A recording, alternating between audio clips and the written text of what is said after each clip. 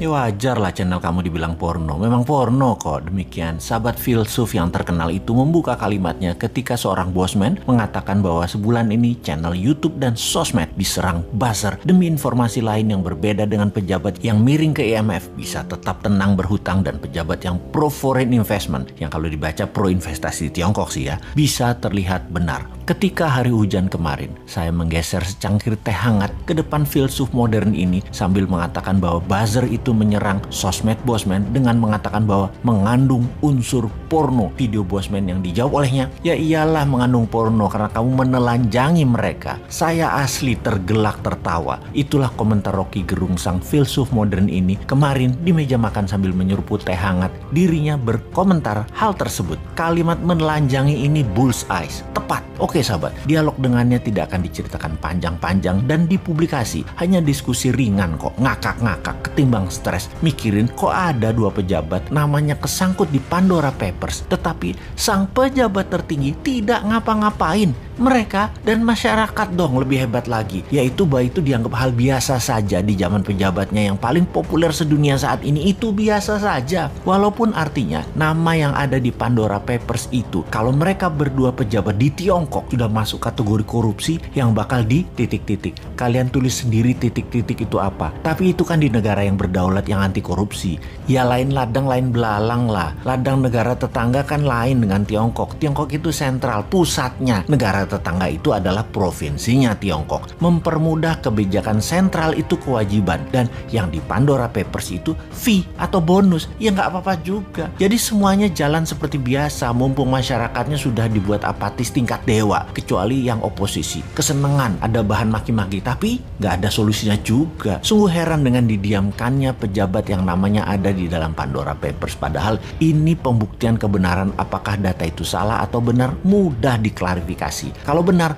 keduanya harus dipidanakan. Pandora Papers adalah skandal penghindaran pajak terbesar, paling dahsyat dalam sejarah manusia. Melibatkan uang 11.000 triliun dolar yang sebagian besar disembunyikan oleh para pejabat negara. Dua orang pejabat negara Republik Indonesia terlibat dalam kasus ini. Ini kasus harus diklarifikasi. Pandora Papers, dunia menyebutnya sebagai skandal penghindaran pajak, juga dirty money hasil dari fee, penyalahgunaan kekuasaan, serta menyembunyikan uang haram. Di sisi lain, inilah jurus upaya dunia untuk membersihkan uang kotor atau dirty money yang bersumber dari kejahatan pajak dan segala turunannya. Bagi Indonesia, apakah ini sebuah skandal besar? Yang jelas ini aib bagi pejabat negara, karena penghindaran pajak oleh pejabat negara terjadi tepat di saat pemerintah sendiri sedang mengkampanyekan disiplin pajak, taat pajak bagi segenap rakyat Indonesia. Ini menjadi aib bagi pemerintah karena kedua pejabat menteri tersebut masih ada di kabinet dan belum mau mengumumkan jumlah uang yang mereka tempatkan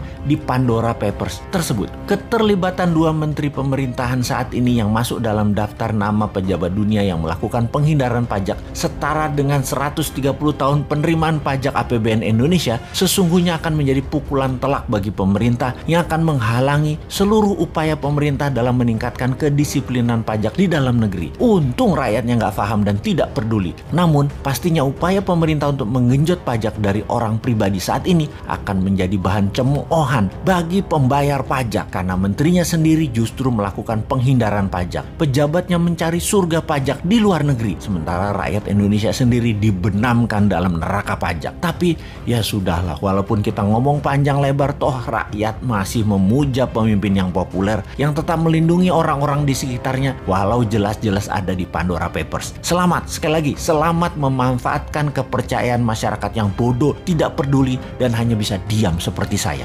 Data statistik didapat dari Kementerian Perdagangan dan juga dari Kementerian Perindustrian bahwa 85% bahan baku industri nasional Indonesia importnya dari Tiongkok. Satu lagi, kalau trading, beli barang jadi untuk dijual lagi, ternyata 70% juga barangnya dibelinya dari Tiongkok. Kita perjelas, bahan baku industri artinya bahan setengah jadi. Kalau trading itu bahan jadi utuh tinggal jual. Sedangkan kalau Indonesia ekspor keluar itu bahan mentah alam ke Tiongkok yang dibikin setengah jadi oleh Tiongkok lalu diimpor balik ke Indonesia sebagai bahan baku industri atau barang jadi. Bahan baku tadi yang balik itu 50%-nya dari 85% bahan baku industri. Kita diputer-puter barang sendiri sesungguhnya. Tiongkok untung di tengahnya. Hebat Tiongkok. Ini negara tetangga kita ini bernegaranya kok kayak provinsi jadinya ya? Apa Tiongkok segitu hebatnya? Atau negara tetangga segitu lemahnya bernegaranya, terlalu urusin politik dalam negeri sehingga ekonominya dibuat dalam tanda petik bergantung dengan Tiongkok? Nggak heran transaksinya pakai yuan.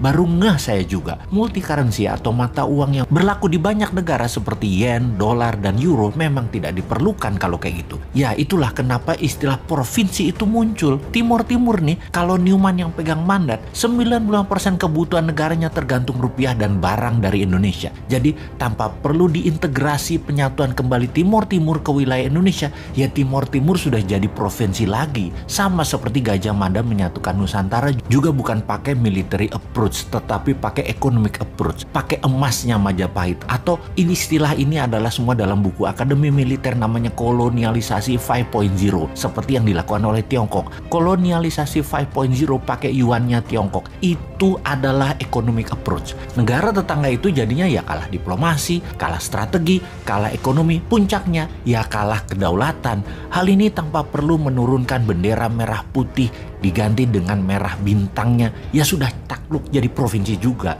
Jadi apa kata Beijing deh seakan-akan. Tapi sekali lagi, untung masyarakatnya dibuat apatis nasionalismenya, nggak ngerti kedaulatan, nggak ngerti nation right. Kalau paham sudah biar tuh pejabat yang paling serba bisa itu. Saking baiknya atau nggak ngertinya bernegara pejabat puncaknya, di negara tetangga tersebut ada pejabatnya terbukti meletakkan uang di Pandora Papers aja nggak diapa-apain. Walau kalau ditanya nggak tahu duit dari mana tuh dapatnya pejabat itu. Pejabat loh ya, rakyatnya kalau udah hal gini cuek. Mungkin sudah kadung cinta dan sudah kadung kena propaganda otaknya oleh ribuan buzzer bahwa anti pemerintah itu pasti kadrun yang kena radikalisme Timur Tengah. Bosman bahkan dibilang kadrun. Lah wudhu aja belum lengkap, ilmu agama tipis dibilang kadrun. Padahal kelompok oposisi yang kerjanya ngeritik tanpa solusi juga dihantam sama Bosman dengan pertanyaan sederhana. Lalu solusinya apa? Kepada para oposisi. Kalau solusinya hanya ganti pejabat, ganti pemimpin, sama aja nanti. Pasti bingung juga dan hutang lagi ketika penggantinya baru pejabat dari sisi oposisi. Sama pasti. Jadi bagaimana mengembalikan kedaulatan bernegara tanpa bergantung kepada satu negara yang saat ini menjadikan negara tetangga provinsinya Tiongkok. Secara terselubung, ya terus dibungkus rapih dengan kebinekaan saat ini. Sahabat, buka pikiran putra-putri bangsa Indonesia dengan melihat dunia. Mereka kita buat tinggal di Eropa, tinggal di Amerika Utara, tinggal di Amerika Selatan, di ASEAN dan negara Asia Timur. 5 tahun pertama minimum mereka tinggal 2 tahun untuk ambil kursus apa saja. Juga ambil ilmu kekinian di berbagai belahan dunia. Kirim 10 juta putra-putri terbaik untuk mendapatkan ilmu, mendapatkan jaringan dan pengalaman hidup di berbagai negara yang ekonominya lebih maju dari Indonesia. Di tanah air, sekolah ubah kurikulumnya. Bukan 6 tahun SD, 3 tahun SMP, 3 tahun SMA, total 12 tahun, tapi ubah hanya 10 tahun. Nggak ada yang namanya SD, SMP, SMA. Yang ada hanya sekolah pratama atau primary school, kemudian sekolah kejuruan, universitas, sekolah tinggi, akademi militer, kepolisian, dan lain sebagainya. Selesai sekolah pratama, maka ada wajib militer 2 tahun. Secara teknis, wajib militer selesai dulu, baru 10 juta putra-putri terbaik ini dikirim ke luar negeri dalam 5 tahun ke depan. 10 tahun ke depan, tambah lagi, ada 20 juta putra-putri terbaik ini memiliki nasionalisme yang kuat, berpikir terbuka, pandai, dan membuat banyak perubahan di tanah air tercinta ini hingga menjadi negara berdaulat utuh adalah karena pengalaman mereka selama mereka belajar dan melihat dunia. Itulah bekal untuk Indonesia emas di tahun 2045 versi Newman. Kita tantang yang lainnya, konsepnya mana? Jangan cari populer, jual tampang dan kegiatan pakai anggaran Pemda dan anggaran negara dong. Modal sendiri tanpa jabatan, tanpa anggaran pemerintah kalau bisa.